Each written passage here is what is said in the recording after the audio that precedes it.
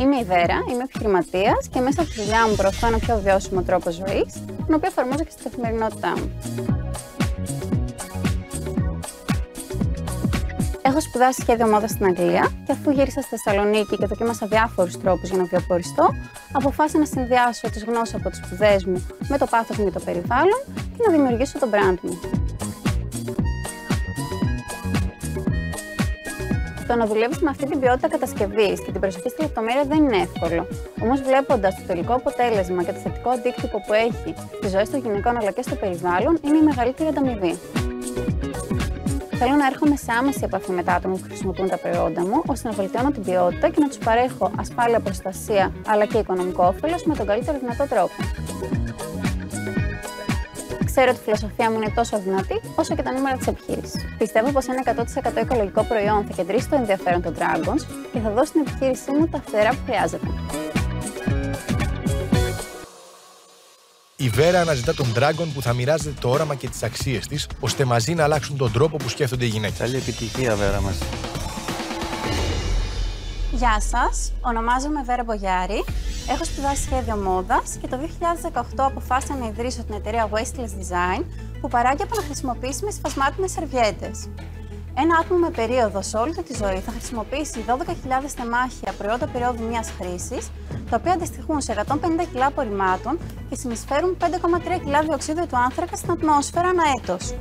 Τα προϊόντα αυτά αποτελούνται από όσο 90% πλαστικό, που είναι αντίστοιχο με 4 πλαστικές σακούλες, μαζί με άλλα υλικά, κάτι που τα καθιστά μη ανακυκλώσιμα. Ποια είναι η λύση? Οι επαναχρησιμοποιήσιμες υφασμάτινες σερβιέτες του Wasteless Design κατασκευάζονται από 100% GOTS πιστοποιημένο βιολογικό βαμβάκι σε συνδυασμό με μπαμπού και εσωτερικά έχουν αδιάβροχη και διαπνέουσα επίστρωση, κάτι που σας προσφέρει ασφάλεια, με σεβασμό στη φύση αλλά και το σώμα μας. Κάτι άλλο που κάνει τις υφασμάτινες σερβιέτες του Wasteless Design να ξεχωρίζουν είναι ο κυκλικός σχεδιασμός και η Zero Waste τεχνική πατρών, κατά την οποία αποτρέπεται η σπατάλη πρώτων υλών στην παραγωγή και στο τέλος του κύκλου ζωής τους μπορούν να αποδομηθούν και όλα τα υλικά εκτός από το αδιάβροχο φιλμ είναι 100% βιοαποδομήσιμα. Πάμε να δούμε την αποτελεσματικότητά τους στην πράξη. Νομίζω ότι έχει προκαλέσει το ενδιαφέρον. Θα σας δείξω εδώ με το υγρό την απορροφητικότητα που έχουν. Όπως βλέπετε, όλο το υγρό έχει απορροφηθεί και δεν έχει περάσει κάτι από την κάτω πλευρά, η οποία είναι αδιάβροχη. Θα ήθελα να ζητήσω επένδυση 70.000 ευρώ, σε αντάλλαγμα προσφέρω το 15% της επιχείρησης. Εμείς εδώ όλοι αγαπάμε το περιβάλλον, όλοι, και είναι πολύ σημαντικό αυτό που κάνεις, αλλά μόλις ακούμε περιβάλλον και υφάσμα, το μυαλό όλων μας πάει στον κύριο εκεί στην άκρη. Και μπαμπού. Τον κύριο Εφημορφίδη, αν το ξέρετε. Φυσικά. Μπορούμε να το πιάσουμε αυτό, να δω πώς είναι? Βέβαια, ναι. Ευχαριστώ πολύ. Για να καταλάβω και τι είναι. Έχουμε πουλήσει μέχρι τώρα περισσότερα από 16.000 τεμάχια. Με τι τρόπο? Έχουμε e-shop από το 2019. Πες μας πώς έστειλες 16.000 σερβιέτες μόνοι σου, δηλαδή πώς πακέταρες 16.000 κομμάτια. Αυτό θέλω να το ακούσω. Τον Απρίλιο του 2020, επειδή συνέπεσε μια influencer χωρίς κάποια πληρωμή να προωθεί τα προϊόντα μας, συνέπεσε και με τον πρώτο μήνα της πανδημίας, είχαμε πουλήσει 850 τεμάχια μόνο μέσα στον Απρίλιο του 2020. Και πώς τα έφτιαξε 850 κουτάκια? Περιμένανε 2 μήνες για να πάρουν τις παραγγελίες τις οποίες είχαν προπληρώσει. Έπαιρνα τηλέφωνο μία-μία τις πελάτες και τους έλεγα δυστυχώς τα προϊόντα θα είναι έτοιμα σε 2 μήνες. Να ακυρώσουν την παραγγελία, τι θέλετε. Και περισσότεροι την κρατήσανε και περιμένανε. Τι τζίρο έχεις κάνει? Πέρυσι ο τζίρος ήταν 43.900. Πρόπερσι ήταν 37.000. Βέρα, πώς ξεκίνησες στη Wasteless Design? Πες λίγο για το background και πώς σου ήρθε η ιδέα. Το 2013 αποφύτησα από τη σχολή μου στο σχέδιο μόδας, στο University for the Creative Arts στο Rochester, στο USA.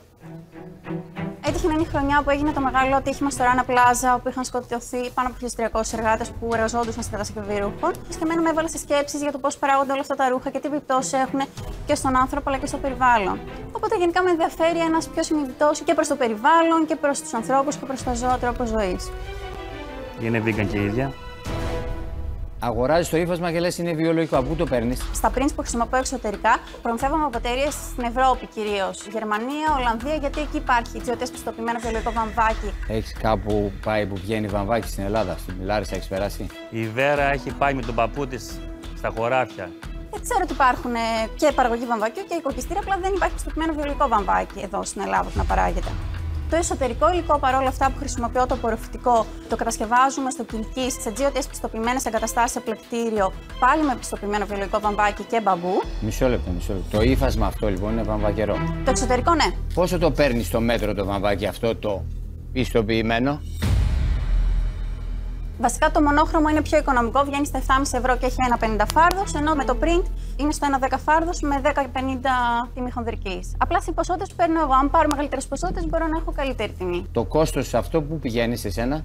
Περίπου 1 ευρώ είναι το κόστος της παραγωγής και ένα 36-1,40 είναι το κόστος των υλικών. Μετά από πόσες πλήσεις φτύρεται το βαμβάκι? Και από προσωπική εμπειρία, αλλά και από άλλες πελάτησες, τα χρησιμοποιούν εδώ και 4 χρόνια, συνεχίζουν να μην έχουν φθορές. Στη μεγάλη ροή, πιστεύεις ότι θα μπορούσε να χρησιμοποιηθεί το σφουγγάρι της Καλύμνης, σφουγγαράδες στην Κάλυμνο? Έχεις πάει Κάλυμνο? Μίλησες καθόλου με κανέναν εκεί? Έλα ρε Πολ, δεν μπορώ. Ρε Πολ, η κοπέλα εγώ όταν την είδα, αν δεν σε ήξερα, θα νόμιζα ότι είναι κόρη σου. Λέει ακριβώς το ίδιο με σένα.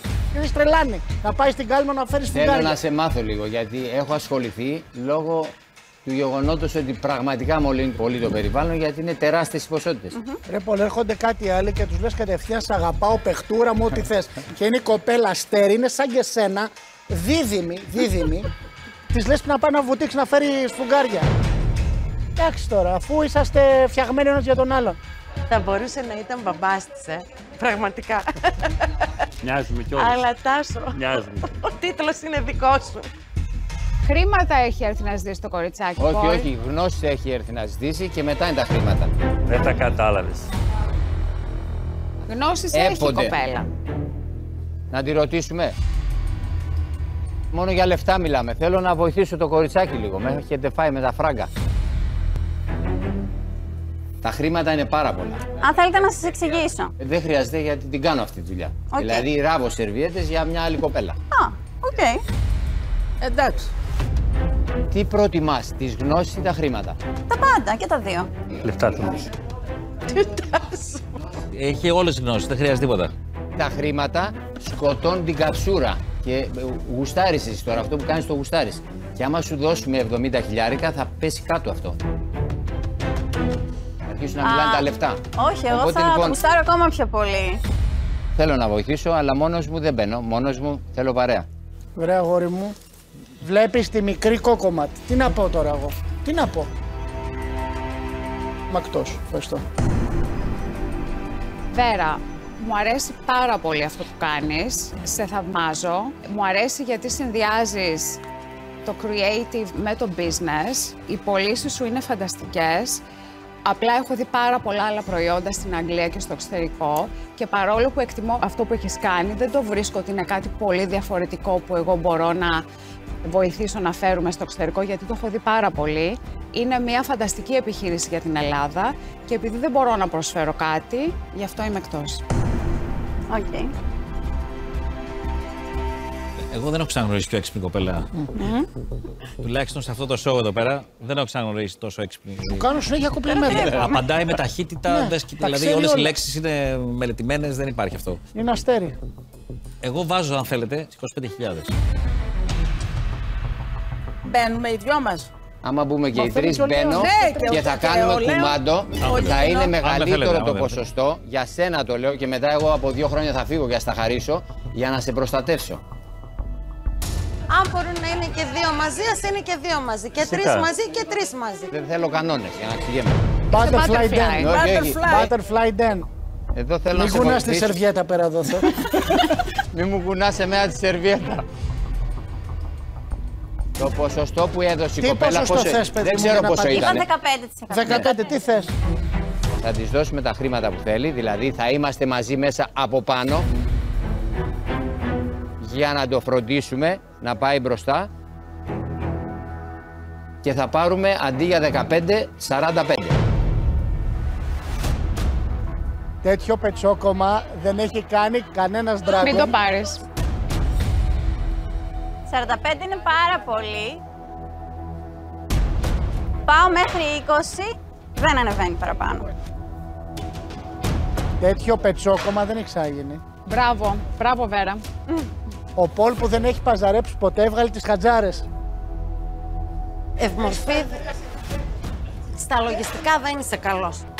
Μπορώ να το κάνω 21 και να πάρετε από 7 να βγαίνει ο αριθμός στρογγυλός. Όταν είχα ξεκινήσει την εταιρεία, ήρθε κάποιος και την είχε αξιολογήσει 100.000 και ήθελε να μου δώσει 25.000 για το 25%.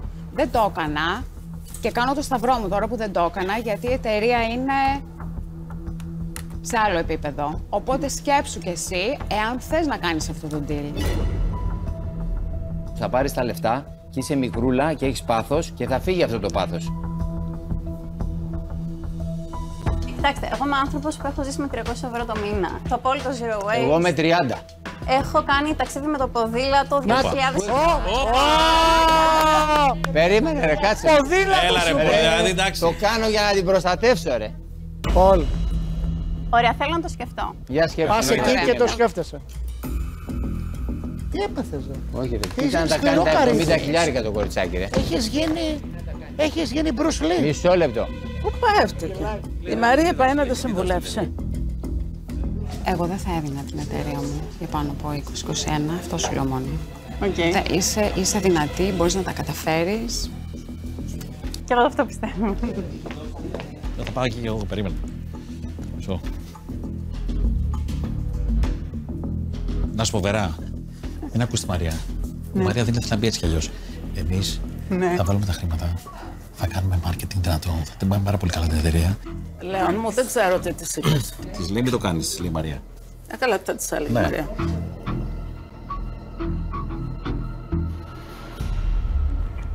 Θα δεσμευτώ κι εγώ να πάρω τη διανομή στα φαρμακεία. Εμείς βασιζόμαστε σε σένα που είσαι γάτα, έξυπνη, γρήγορη κτλ. Έχεις γίνει Bruce Lee, σκληρός διαπραγματευτής. Άσε, γιατί έχει θέλω να την αλλάξει. κολλήσω. Και Έχει τρέμω αλλάξει τη τώρα. μέρα που θα παζαρέψω ενάντια σου. Όχι. Έχουν αλλάξει τα πράγματα Έχουν εδώ. αλλάξει, Το Ντέν ναι. έχει αλλάξει. Δείχνει ο Πολ τον πραγματικό του εαυτό. Σκέψτε και πες μας. Εντάξει. Στο επόμενο deal θα πάω εγώ να τους πω, μην τη δώσει την εταιρεία. Τώρα θα σε φτιάξω, περίμενε. Γεια σου, Βέρα. Τι λύση. Πέρασαν κάτι άσχετο, μπήκε μέσα. Άσχετο. Και αυτή που είναι καλό κορίτσι, έξυπνη, εργατική, έφαγε τσεκούρωμα. Ναι. Μπορείς και μόνη σου να το προχωρήσεις. Το ξέρω, απλά με πολύ πιο αργούς ρυθμούς και ήδη το κάνω αυτό. Αυτό δεν ξέρουμε. Μπορεί αύριο μεθαύριο τα πράγματα είναι καλύτερα. Θέλεις ένα push από το... Χρειάζομαι κεφάλαιο κίνηση.